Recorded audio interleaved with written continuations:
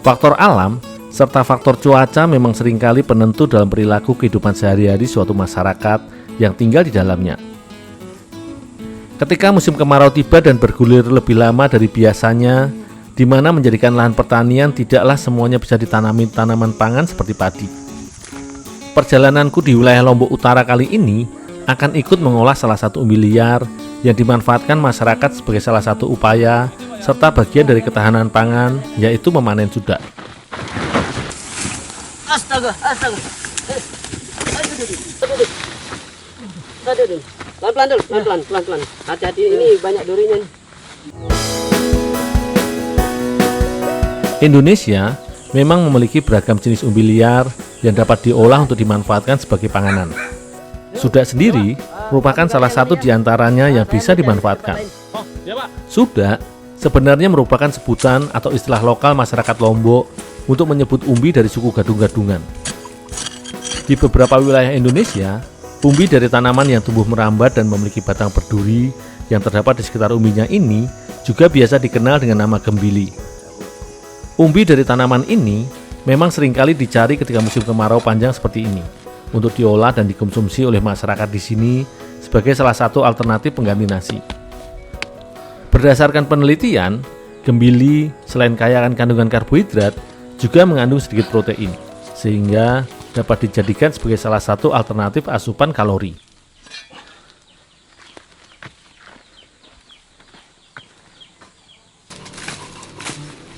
Pak, banyak Pak.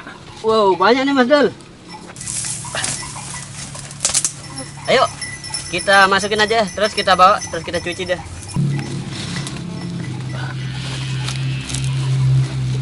Ayo Dul, kuat Dul. Kuat Pak, bantu Oh, dulu kita ke bantu? pundak Ayo. Pak. Iya, hati-hati Dul ya.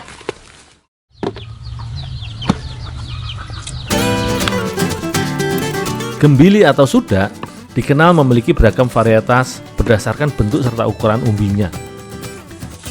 Jenis-jenis gembili yang banyak dijumpai adalah gembili gajah, di mana umbinya berukuran besar dan berbentuk menjari.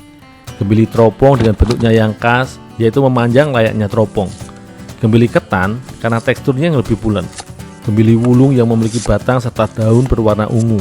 Dan juga gembili srewot, di mana memiliki ciri berupa akar-akar serabut kecil yang tumbuh hampir menutupi seluruh permukaan umbi, seperti yang aku panen bersama Pak Rudi kali ini. Karenanya, sebelum diolah untuk dikonsumsi, gembili atau sudak ini pun tentunya harus dikupas terlebih dahulu kulit luarnya agar sisa akar serabut yang masih menempel hilang, untuk kemudian dibersihkan dengan cara dicuci.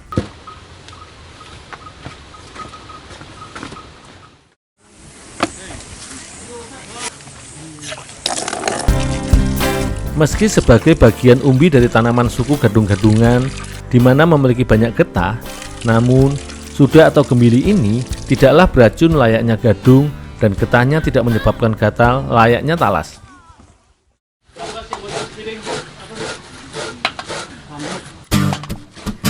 Bagi masyarakat di Dusun Gelumpang Sanyar, Kecamatan Gangga, Lombok Utara, umbi gembili selain dikonsumsi sebagai pangan alternatif pengganti nasi, juga biasa dijadikan bahan beragam olahan makanan maupun jajanan.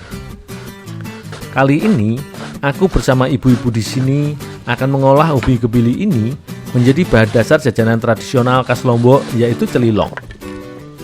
Celilong merupakan salah satu jajanan berjenis kue basah, di mana bahan utama adonannya merupakan hasil campuran dari singkong dengan kelapa mengkal yang diparut.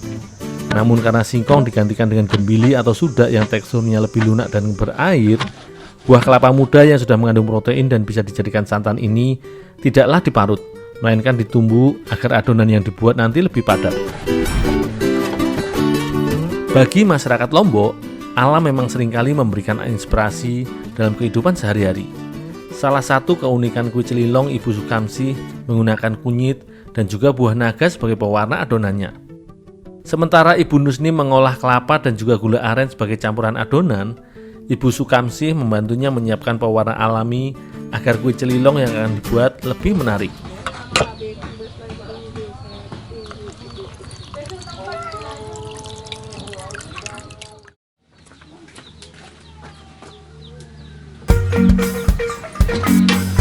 Sebagai bahan makanan, Gembili seringkali dimatangkan dengan cara dikukus untuk dapat dikonsumsi atau dimanfaatkan menjadi beragam olahan makanan.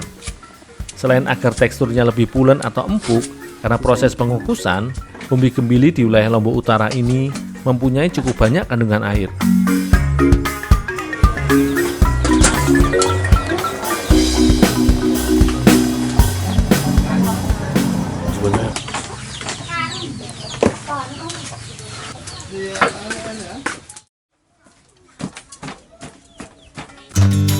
Sudak yang telah dikukus dan matang ini pun harus dilumatkan atau ditumbuk hingga teksturnya hancur serta lembut sebelum dicampur dengan bahan lainnya.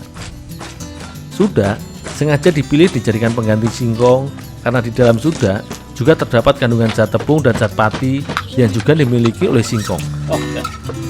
Semua bahan seperti sudak dan kelapa pun diaduk atau diadon hingga tercampur rata menjadi adonan basah. Bila diamati, proses pembuatan jajanan tradisional khas Lombok ini hampir mirip layaknya proses pembuatan jajanan di daerah Jawa, yaitu mata kebo.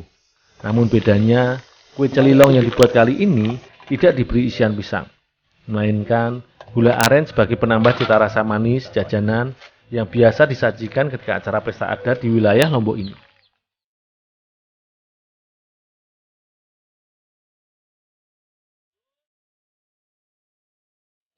Selain itu, adonan celilong pun dipadatkan dan dibungkus dengan daun pisang membentuk layaknya lontong sebelum adonan dimatangkan.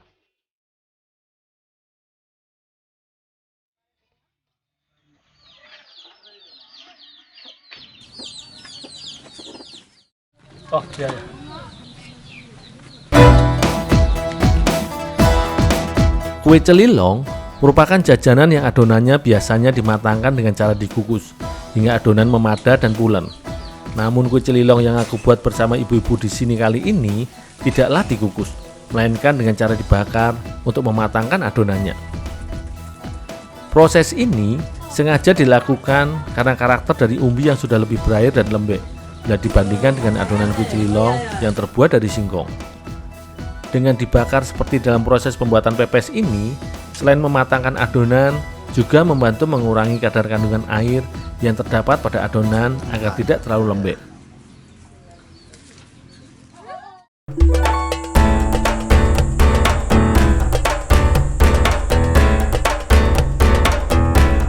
Umbi dari tanaman tropis ini juga cukup syarat akan nilai gizi serta nutrisi sebagai salah satu asupan kalori, meski diolah menjadi bahan jajanan seperti celilong ini. Selain itu, sensasi cita rasa kue celilong dari sudak ini tidak kalah nikmat bila dibandingkan dengan celilong dari singkong. Karakter umbi sudak yang lebih berair menjadikan kue celilong ini pun lebih lembut ketika di mulut.